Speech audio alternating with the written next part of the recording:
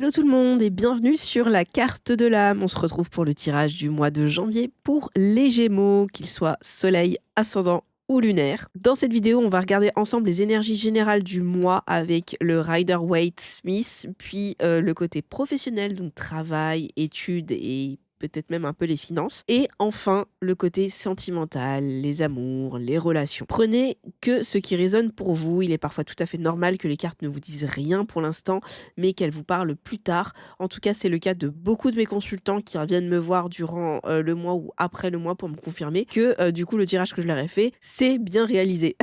Bref, commençons et voyons tout de suite ce que les cartes ont à vous dire.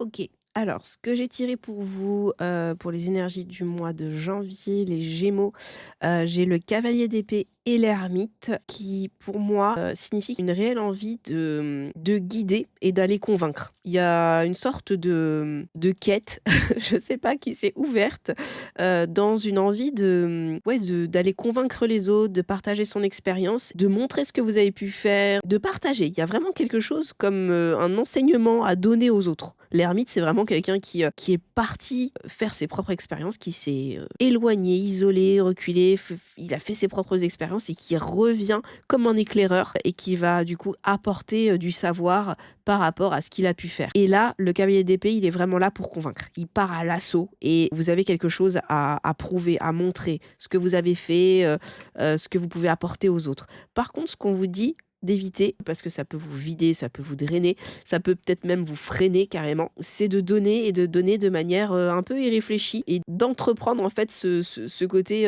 je vais aller donner, peut-être donner trop d'enseignement ici, puisque du coup vous avez ce besoin d'enseigner, de guider, du coup c'est du temps, c'est de l'énergie, c'est aussi des discussions, peut-être que vous aurez des débats, des choses à discuter avec les gens avec qui vous allez donner de votre expérience, mais on vous dit de faire attention à pas donner n'importe comment et de pas y aller comme ça. Là, vous avez le chariot et le hiérophante ou alors le pape. Dans certains decks, il s'appelle pas le hiérophante, mais il s'appelle le pape. Dans la position du conseil, justement, dans les actions que vous pouvez entreprendre, qui est effectivement d'aller enseigner, puisque le hiérophante, c'est vraiment le pape, il y a un enseignement. C'est peut-être vous qui allez recevoir quelque chose, qui allez apprendre plutôt que vous qui allez donner. Donc si vous y allez, si vous allez justement vers les gens pour apprendre quelque chose ou pour donner justement de l'enseignement, n'y allez pas sans réfléchir, n'y allez pas comme ça à corps perdu. Il y a quand même quelque chose qu'il faudrait analyser. Déjà peut-être votre énergie, votre taux d'énergie. Vous n'avez pas non plus le temps pour tous, mais il y a aussi peut-être des leçons à en tirer et peut-être des choses à apprendre de la part d'autrui. Je sais pas pourquoi, j'ai une notion d'humilité qui me traverse l'esprit. Il y a peut-être justement ce côté ne lâchez pas toutes les informations, ne vous donnez pas à corps perdu justement dans cette quête de transmettre un peu votre expérience. Il y a peut-être un peu d'humilité à avoir pour justement savoir écouter les autres également, savoir tirer des enseignements, des expériences des autres pour vous-même. J'ai l'impression que c'est vraiment, certes, vous pouvez vous ouvrir, discuter, etc. Mais n'oubliez pas qu'il y a aussi des choses que vous pouvez récupérer des autres. Et surtout, ne perdez pas votre temps. Il n'y a pas non plus à donner comme ça de votre énergie et de votre temps aussi gratuitement. J'ai vraiment l'impression qu'il y a ce côté où il y a un peu ce truc d'intérêt. Pour le côté professionnel, donc les études, le travail, pourquoi pas les finances également. Ok, alors j'ai tiré la carte du procès, du bonheur et de l'inconsistance. Dans la position du coup du climat actuel, de la synthèse, j'ai la carte du procès. Pour moi, il y a quand même une belle capacité à trancher, à assumer ses choix, quand même une réussite dans les projets, mais avec vigilance. Faut être sûr en fait. Faut gagner le procès. Faut être sûr de ce qu'on apporte.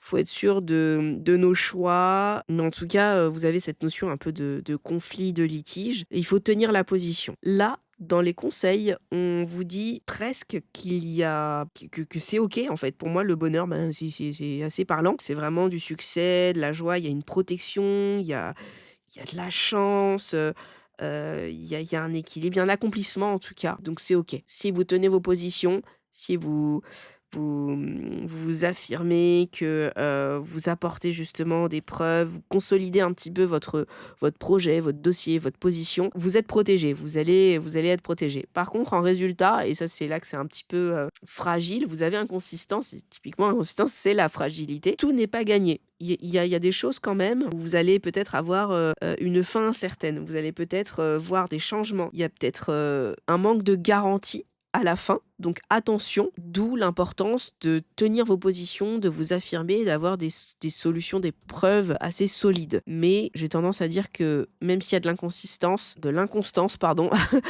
vous êtes quand même protégé et ça semble quand même assez OK. Juste, ne pensez pas que tout est gagné, tout est dans votre poche. Il y a quand même une petite part de fragilité, de changement qui pourrait apparaître. En tout cas, ne soyez pas surpris si à la fin ça peut changer, ça peut être soumis à une révision, que votre projet, votre rendu soit soumis à une révision de la part de vos supérieurs hiérarchiques, vos collègues. C'est pas grave, c'est OK, mais ça peut se passer. Je sais pas pourquoi, mais cette carte, elle me fait aussi penser peut-être pour certains métiers, il y a peut-être quelqu'un qui pourrait douter un peu, en fait, de vos décisions, de vos choix, de votre travail. Ça veut pas dire qu'il est mal fait, ça veut pas dire que vous n'avez pas de crédibilité ou quoi, ça veut simplement dire qu'il peut y avoir des gens qui doutent et qui du coup ont ce besoin d'aller checker derrière votre travail. J'ai envie de vous dire, ne vous focalisez pas là-dessus. Je vous dis simplement que ça peut arriver, ça peut se passer, d'où l'importance derrière, enfin avant, plutôt en amont, de tenir votre position de manière solide pour justement, si derrière, lorsqu'on remet en question votre fiabilité, on va dire ça comme ça, tout se passe bien, qu'il n'ait rien à dire. J'ai vraiment la carte du bonheur, donc pour moi, vous êtes protégé, mais protégez-vous quand même à fond quand vous le pouvez, quoi. Pour la situation sentimentale.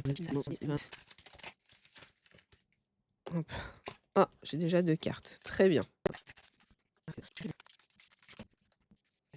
OK, alors au niveau sentimental, mes Gémeaux pour ce mois de janvier, la situation actuelle, j'ai chance et libération. J'ai l'impression que du coup, s'il y avait des choses qui pouvaient ne pas aller où vous pesez, c'est le moment. Il y a des choses, qui justement peuvent ce mois-ci vous faire du bien. En tout cas, ouais, il y a une libération, c'est sûr et certain. La chance, c'est que du coup, c'est une belle opportunité, pour que ça se produise. Punaise, ma carte, elle est abîmée ou je suis en train de regarder la fragilité de ces cartes, c'est incroyable. Pourtant, mon oracle est pas très vieux du tout. Je l'ai pas beaucoup utilisé, je suis assez, déçue de la qualité de ces cartes. Bref, passons. En termes de blocage, ce qui pourrait compliquer en fait votre relation, c'est peut-être la fragilité de votre bonté. Il y a une sorte de tension intérieure, il y a un blocage, il y a peut-être un blocage dû à des conflits ou un manque d'harmonie, je sais pas, mais il y a un déséquilibrage en termes de générosité, de don de soi, de bonté. Ça rend le tout vraiment très fragile. Votre paix, elle est assez fragile là-dessus. Du coup, il y a une difficulté à établir une entente ou à résoudre même un différend. Comme quelque chose que vous retenez ou que l'autre retient et qui du coup fait que vous gardez un peu votre position chacun et donc il y a une tension qui se crée. Attention à ça, il faut relâcher. Dans les conseils justement, on vous donne la carte de l'égarement et de l'attirance avec la renommée. Ce que je comprends, ce que j'interprète ici, ce que je ressens, c'est qu'en fait on vous dit plutôt que de maintenir votre position ici de manière ferme, de presque pas donner en fait, soit des informations, soit de l'amour, de la générosité, j'allais dire de la bonté. Ouais, de l'attention, de l'affection, je sais pas. Il y a quelque chose que vous osez pas. Là, on vous dit justement d'y aller et égarement pour moi, faut le prendre au sens, vraiment littéral, c'est vraiment, faut vous laisser aller. Laissez-vous attirer, laissez-vous, emporter. Il y a une notion de rayonnement, de séduction même, de charme, d'où l'attirance en fait. Pour moi ici, ils sont égaux, donc il faut vous laisser aller. Il faut faire confiance, que ça soit vous ou votre partenaire. Il y a un rayonnement, il y a une sorte de notoriété. La renommée, c'est vraiment le succès, c'est laissez-vous séduire ou séduisez. Il y a vraiment une attirance, faut vous laisser aller, faut rentrer dans le jeu, faut pas maintenir de position, faut justement vous laisser séduire ou séduire même l'autre personne. Ça apaisera vos tensions et ça vous libérera de quelque chose. Pour les célibataires, c'est pareil. Ne vous retenez pas trop, ne cachez peut-être pas trop d'informations. C'est compliqué quand on se retient, quand quand on veut pas donner, que ce soit des informations, de l'affection, c'est difficile d'établir un lien, un contact.